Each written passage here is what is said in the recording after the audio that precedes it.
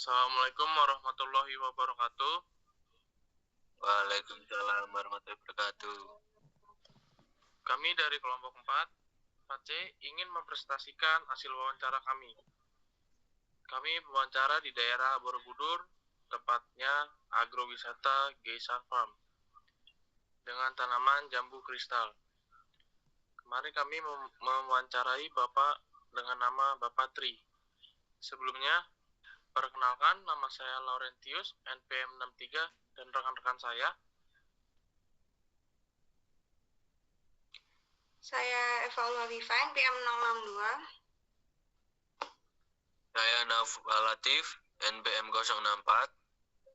Saya Ratna, NPM 66. Dan saya Laila Dwi Rahmawati dengan NPM 067. Untuk kelompok 4C sendiri, kebetulan kedapatan untuk komoditas jambu. Dan jambu yang kita pilih adalah jambu kristal, di mana jambu kristal ini merupakan varietas jambu biji yang populer karena ukuran buahnya yang besar, daging buah yang bersih, dan biji yang sedikit. Kami mewawancarai narasumber Bapak Puguh Triwarsono yang memiliki lahan budidaya jambu dengan kurang lebih 1 hektar dengan sekitar 300 pohon.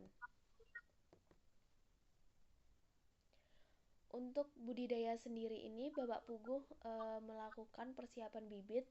Yang pertama dengan tekniknya, yaitu memilih produsen bibit yang memiliki pohon induk yang bagus, di mana sebelum menentukan pembelian bibit, Bapak Puguh ini memilih produsen yang memiliki induk yang bagus dengan syarat bibit yang didapat itu atau yang dipakai merupakan kategori F1 atau indukan awal dengan 3 kali berbuah minimal, tidak berpenyakit, tumbuh cepat dan sehat, serta buahnya yang berkualitas baik.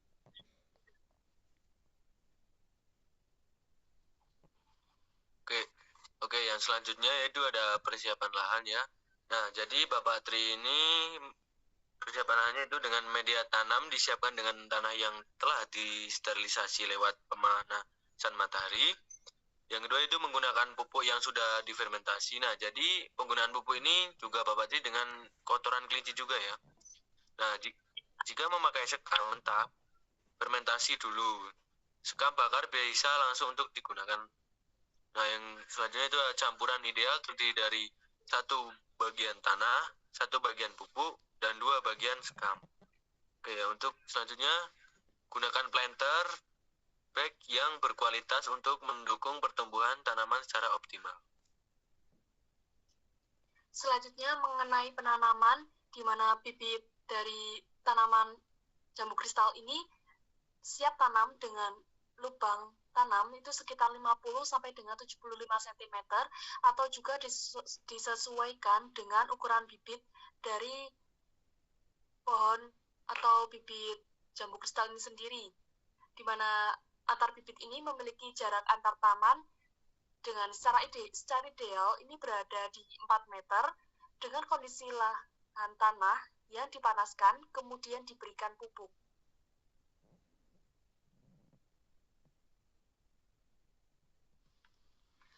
Oke, selanjutnya adalah teknik pemeliharaan dari jambu kristal itu sendiri. Untuk teknik pemeliharaannya sendiri, Bapak Tri ini melakukan beberapa tahap yang cukup intensif dan terstruktur ya. Yang pertama, penyiraman, yaitu sistem penyiramannya menggunakan metode drip atau tetes. Dengan sistem penyiraman ini memungkinkan air ini dialirkan langsung ke akar tanaman secara perlahan dan efisien.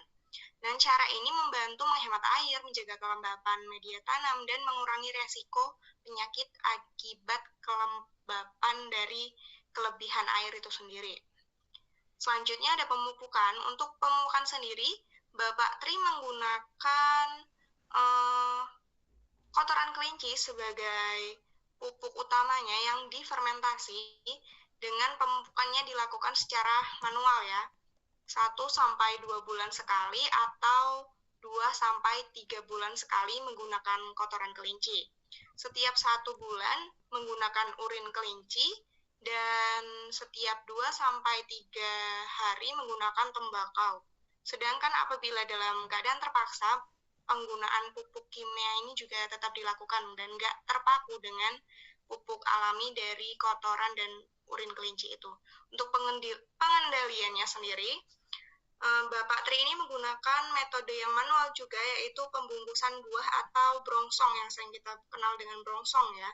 Ini dilakukan untuk melindungi buah dari serangan lalat buah sebagai hama utamanya dengan membungkusnya dengan plastik yang sesuai sama ukuran dari jambu kristal yang di brongsong itu. Dan terakhir ada penyiangan, ini dilakukan dengan mencabut gulma secara manual agar nggak mengganggu pertumbuhan dari jambu kristal itu sendiri. Setelah kegiatan pemupukan ini, penyiangan ini dilakukan agar jambu bijinya itu mendapatkan nutrisi yang maksimal dari pupuk yang diterapkan sebelumnya. Jadi nutrisi dan hara yang tersedia dari pupuk itu nggak direbut sama gulma-gulma yang tentunya mengganggu pertumbuhan tanaman jambu kristal ini.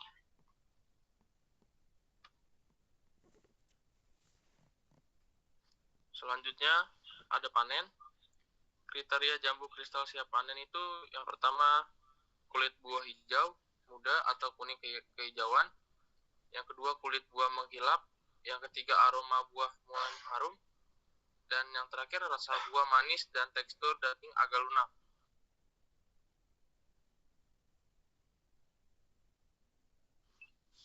Penutup, Gaishan Farm telah menunjukkan komitmen terhadap praktik pertanian berkelanjutan. Pembudidayaan jambu kristal dilakukan secara komprehensif dengan memperhatikan keberlanjutan lingkungan tumbuh atau lahan, mulai dari pemilihan bibit unggul, persiapan lahan, teknik penanaman, hingga pemeliharaan intensif termasuk penyiraman dan pengendalian hama terpadu dilakukan, sehingga dapat menghasilkan buah jambu kristal dengan kualitas yang tinggi. Oke, cukup sekian presentasi dari kelompok 4C. Kurang lebihnya mohon maaf. Wassalamualaikum warahmatullahi wabarakatuh. Waalaikumsalam warahmatullahi wabarakatuh. Oke, ini